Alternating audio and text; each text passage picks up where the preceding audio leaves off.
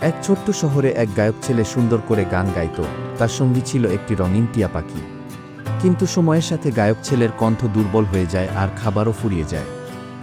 একদিন সে ভাবল, যদি টিয়া পাখিটি সুমধুর কণ্ঠে গান গেয়ে টাকা এনে দিত, তাহলে সে বেঁচে যেত। কিন্তু পাখিটি তখন গান গাইতে না পারার আগে দুঃখে ছেলেটি টিয়া পাখিটিকে ছেড়ে দেয়। এরপর বাজার থেকে কিনে আনে একটি জাদুকরি বাঁশি। মানুষকে এই বাঁশির সুর শুনিয়ে ছেলেটি ধীরে ধীরে বিখ্যাত ও ধনী হয়ে যায়।